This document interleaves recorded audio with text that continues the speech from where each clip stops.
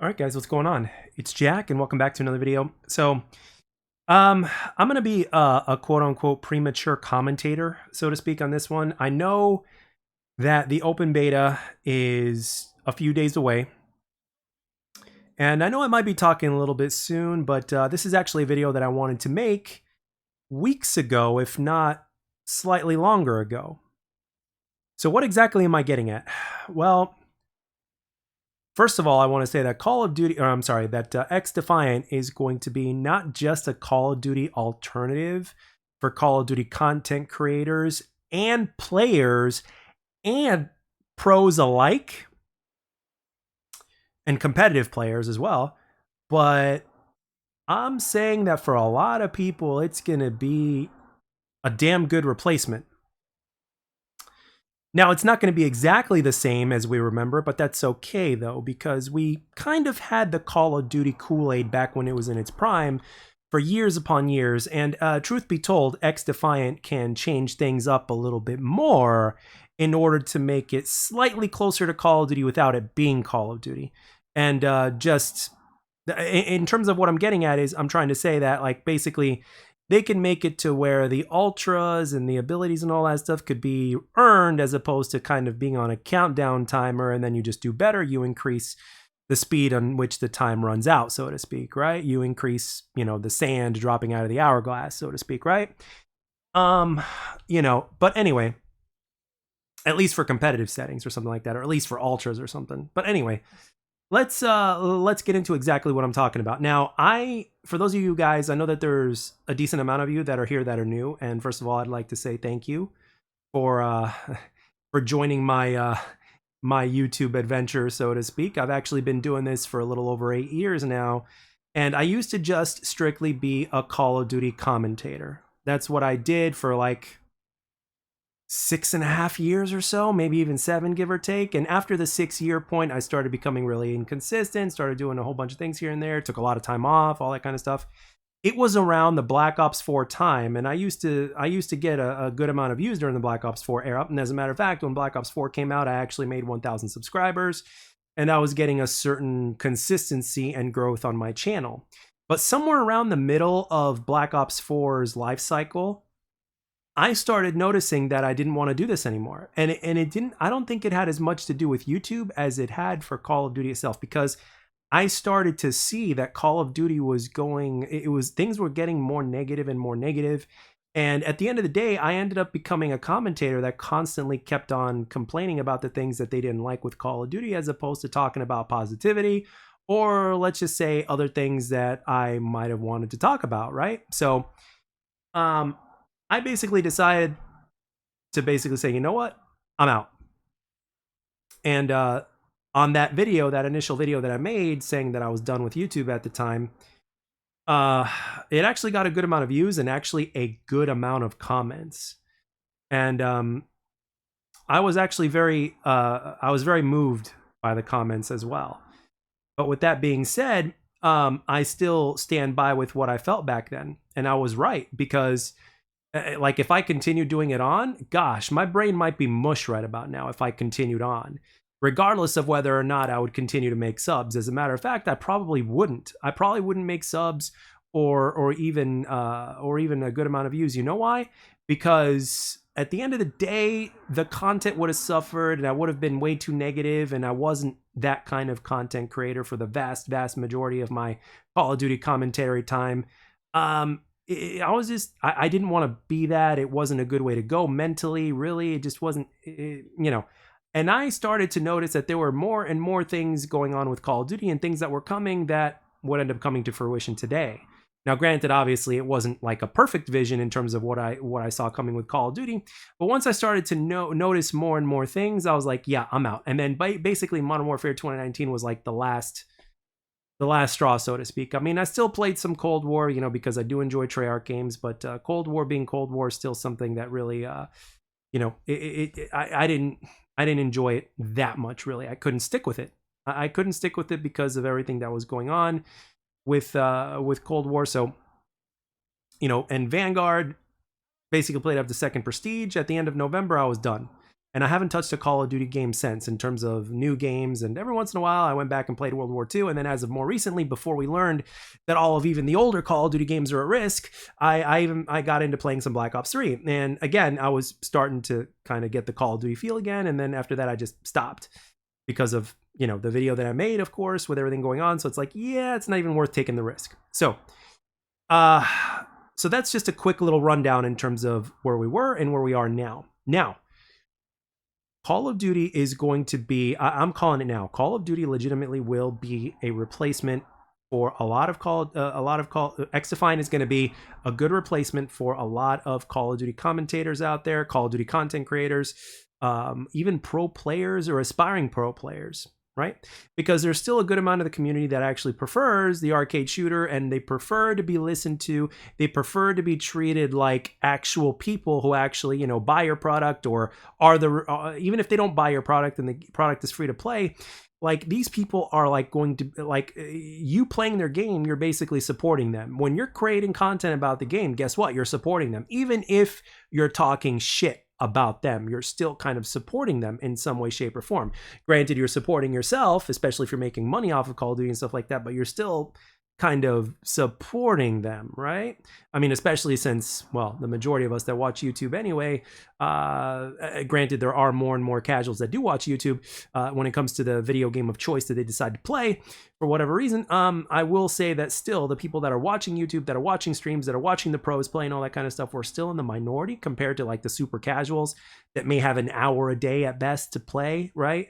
So because all they do is they just get on there, they play, and then they leave, right? But more and more players are starting to take it seriously. I mean, it's basically back in the day, that's how we started, right?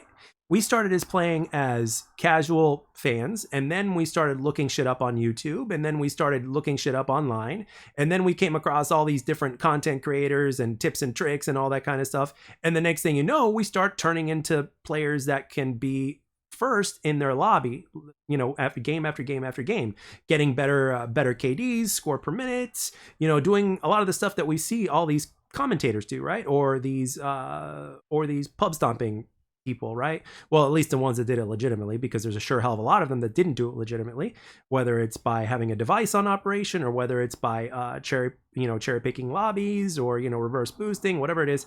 But anyway, yeah, so now, what XDefiant is doing is something that the Call of Duty community specifically has been requesting for such a long time, and they are doing it time and time again. And, you know, at the end of the day, all we ever really wanted was to be listened to and everything like that. But I want to get in, here's the meat and potatoes and the main juice of this commentary, okay? I, for one, being the small content creator that I am, right? With small numbers, small views and stuff like that. However, as of recently, and I mean recently, like over the last few months, whenever I made a video, the majority of the videos that I made that were covering either SM2 or SM squared or XDefiant are giving me a substantial increase in views, a substantial increase in likes, a substantial increase in comments down in the comment section and stuff like that, right? Now, why is that?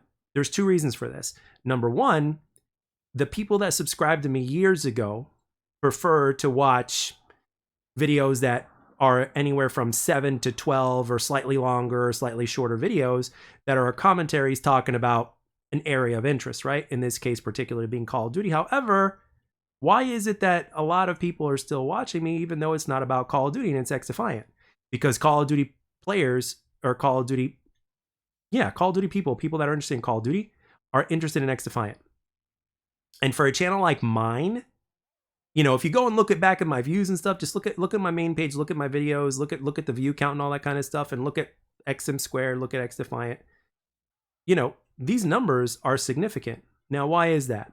It's because people care about XDefiant, they're interested in the game, and a lot of those players are also Call of Duty community members, right? So I am actually, like, legitimately, I am one of these perfect examples of, if you are a Call of Duty content creator and then you cover XDefiant, or you have XDefiant gameplay in the background or something like that, guess what? You're still going to do fine. And not just that, it also says that these people are also what's it called? Are still interested in arcade first-person shooters, right? A genre that we thought was dead after Black Ops 4. And obviously it's not dead. The beta, which was closed, by the way, had like 1.6 million, like, it was over 1 million, but I think I read somewhere, I heard somewhere, it was 1.6 million participants for a closed beta, okay? And if it was 1.6, guess what? Ubisoft and Mark Rubin and crew were only expecting 1/3 of that. And if it was 1 million, they were expecting 1/2 of that. And I saw that on Twitter. That was the response officially by Mark Rubin himself. Okay, so now, going beyond all of this for even more proof beyond just me and my channel and my story and all that kind of shit, right? Look at who promoted this game. Look at, first of all, a former COD pro, Aches, is helping develop this game, number one. You had, who did you have? You had Sensor, you had Crim6, you had Aches, you had what, Hook, and then a couple of other ones. You had, who else did we have? We had, I think we had Zuma as well. Like, Call of Duty players who were retired, and I think one of them is still active, or maybe a couple of them are still active, were playing XDefiant when they, like, promoted the game. Like, right there, when they had that, like, multiplayer reveal thing or whatever, you know, pre-beta. And obviously, former pros that were retired, or even pros that still played it, like, are in love with the game. Like, Scump loved the game, Crim6 loves the game, and in terms of what, and not only that, Crim6, when it was promoted, he said what he said, right? And I'm paraphrasing, it's like, you know, all the Call of Duty players that have been wanting, you know, the devs to listen or some shit like that, you know, this is the game that is, you know, and he worded it precisely so that way he wouldn't, you know, become a victim of, like, you know, whatever. So, XDefiant, Call of Duty right now is basically known as Warzone, right? Whenever people talk Call of Duty, like, oh, Warzone, you know, but any one of us OGs, you know, and I'm talking, like, it's really funny to say this, but OGs, we consider everything 2018 and prior OGs at this point, because ever since 2019 and beyond, it's basically been all about Warzone, right? Warzone, Warzone, Warzone. So whenever people talk Call of Duty, they automatically presume that you're talking about Warzone because that's what it's turned into now, right? Multiplayer is just an afterthought. As a matter of fact, it's not even an afterthought, right? And then you've got the lack of transparency, the lack of communication, the lack of a simple fucking progression system and basic things that the community's been asking for. What do you hear? You hear nothing but crickets. But with XDefiant and their developers, you've got nothing but the exact opposite. And I am loving every single second of it. And the best thing about this is that I didn't see it coming. When they first announced this game, you know, what was it, like about a year and a half ago, give or take? When they first announced this game, I did not see this coming. I promise you, I did not see this coming. And on top of that, with everything that Mark Rubin and crew have been saying ever since, and then they brought Aches on, and then before the closed beta, they were talking about how there's no skill-based matchmaking in pubs, and how transparent they've been ever since. I'm also going to be making a video talking about how they're going to make a progression system. So we're going to be talking about the progression system. It's going to come after launch, but there's going to be a legit, like, prestige progression system that all of us Call of Duty fans have been known and asking for. And it doesn't bother me that it's after launch. You know why? Because there's other things that are better priority, like the connection, the net code, the hit detection, the way the aim assist works, you know, you know, finding lobbies and shit like that. Like, all of that is number one priority, and they're putting that first and foremost, so that way when they launch as smooth as possible. Because if they launch, and if the game doesn't operate as smooth as it can possibly operate in terms of the way it should, then they're going to have a much bigger problem. And they do not want that. They want their game to run as smooth as possible upon launch, which is one of the reasons, if not the main reason, as a matter of fact, it is one of the main reasons as to why this open beta is, you know, being put into fruition. It's being put into place for that. And it's going to be for like 2 or 3 days, which is going to be enough for them to gather all the data they need to do. And if they have the least amount of problems, the game is going to release sooner. And if they have a lot of things that they need to work on, it's probably going to release later. So for me, I feel like this is a treat. I'm actually very thankful for Mark Rubin and crew for making this game and to literally rescue the Call of Duty community that has been asking for help for so long, because at this point it's like we've been asking for help, so to speak, and here come these guys out of nowhere from a different company, from a different, that are former Call of Duty developers that know the community, and they're literally offering us a hand. And guess what? They're offering us a hand for free. But let me tell you something. To this day, I've never ever bought a battle pass, and this includes Halo. And you guys know my love for the Halo franchise and my respect for Halo Infinite, despite the fact that it's been going through a lot of struggles ever since its implementation, but especially as of recently, in terms of the devs and in terms of what they're doing and what they're preparing to do for Season 4 and everything else that's coming, they're basically trying to bring that game back from the dead. And as a matter of fact, I wouldn't even say it's dead at all. It's just, it's alive and it's in plain sight, but people just, timing is everything. But anyway, these guys at XDefiant are literally like, you guys know my love for Halo, as I said. I've never bought a battle pass for Halo. I never, and I can certainly afford it, but I never ever spent a penny on Halo. With XDefiant, in terms of everything they've been doing, okay, if they continue to follow through, let me tell you something, man. I will buy every single fucking battle pass, and as a matter of fact, if there's a way to buy like battle pass codes and shit like that, I will buy it like a good amount of them, and I will give them away to people that either follow me on Twitter or somebody that, watches my content over here that wants the battle pass for XDefiant or whatnot. If I will buy a bunch of them to support these guys and also to show my appreciation, and I will give them to anybody who wants one that like tweets at me or that, leaves a comment in the comment section or something like that in the future or some shit like that. I don't know how I'm going to do it. I've never done that kind of shit before, but it's pretty fucking simple, really, when you think about it.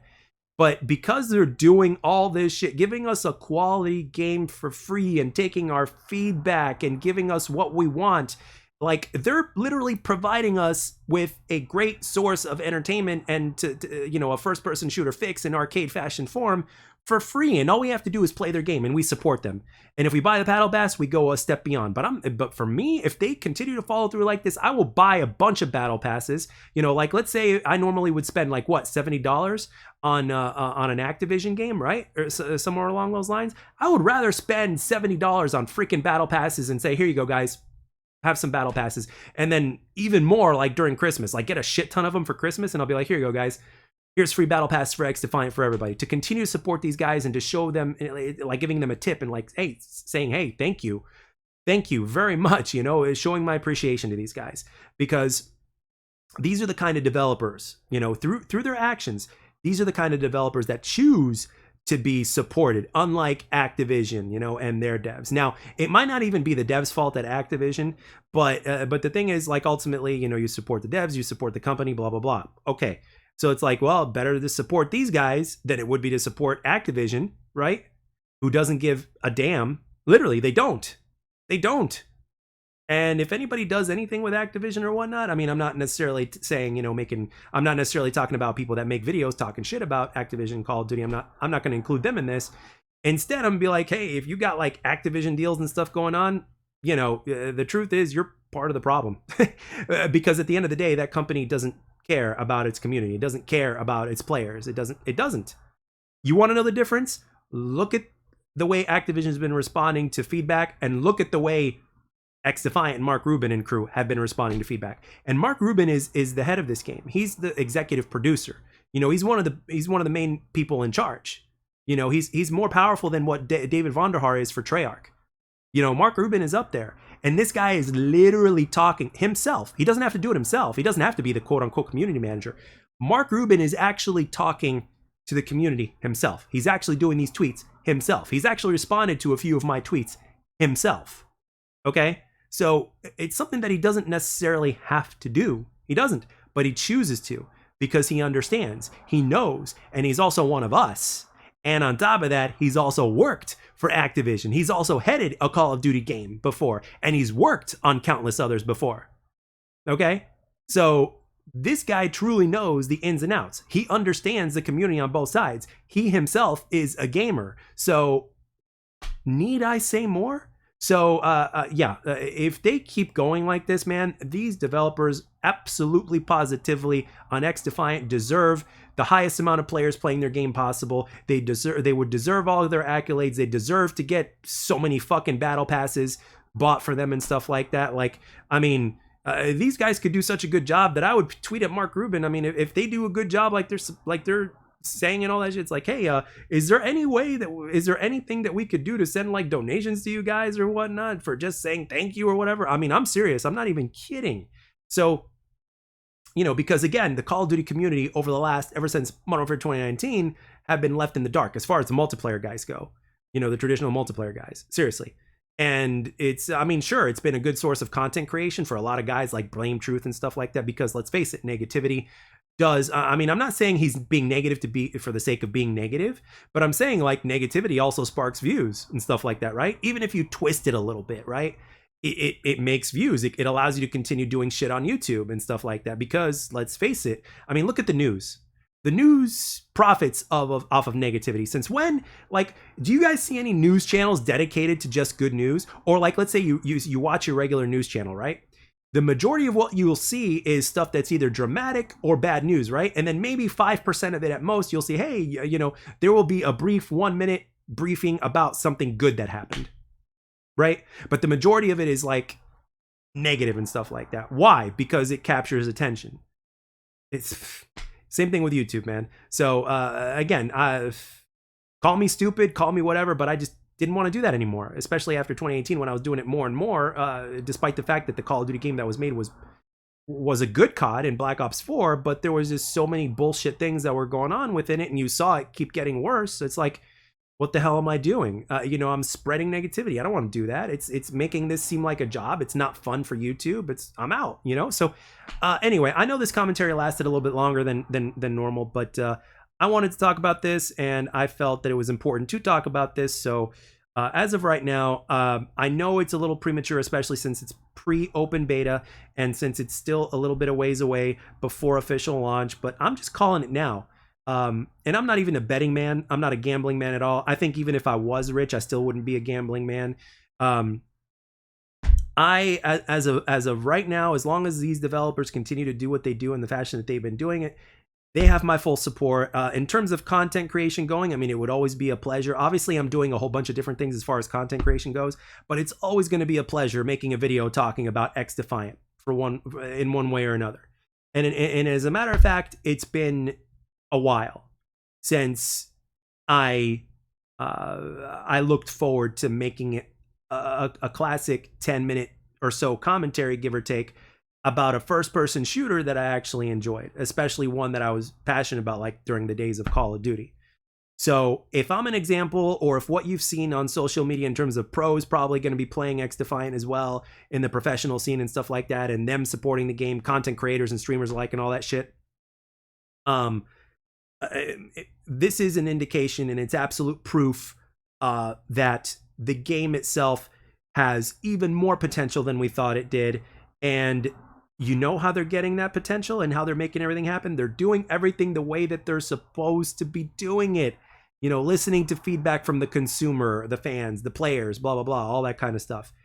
Doing things the right way. And in the long run, sure, they might not make billions every 3 months like Activision is that fast, but in the long run, they will. If they continue on this, and if the game is as popular and is as successful as it could potentially be, they will end up being that game.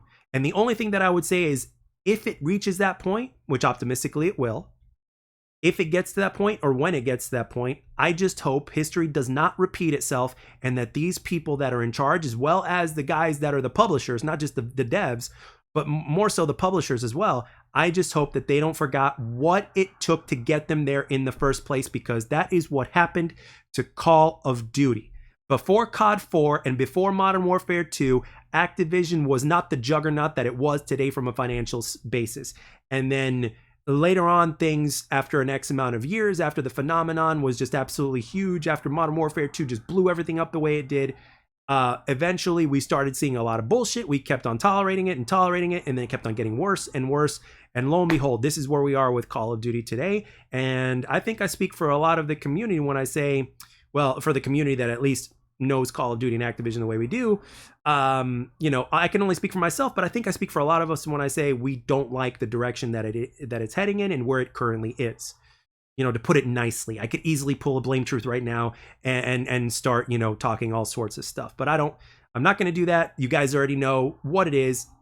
I don't really need to sound like a broken record at this point, and I certainly don't need to be repeating something that another content creator is saying time and time again. That's what they do. Let them do what they do. Anyway, but that's all I got for this one, guys. I hope you enjoyed this for what it was. I apologize for the video being a little bit longer than usual, but I had to get everything out there, and I do this uncut and unscripted, just like the days when I normally did it. So I just had to get this discussion out of the way, and I just wanted to have a kind of like a personal one-on-one talk with you guys. And I felt passionate about this, about XDefiant and stuff like that, and I had to let it out because that's the kind of content creator that I am when it comes to making this type of content, about commentaries about a particular first-person shooter or anything else that I'm passionate about. So anyway, I'd like to thank everybody for taking their time to watching and or listening to this. Thank you all for the most recent support. And speaking of support, let's continue to support these developers over at XDefiant, because they're doing a hell of a job, and I want to see them succeed, and I want them to get all the accolades for it. So anyway, with that being said, thank you very much again, guys, and I'll catch you guys on the next one.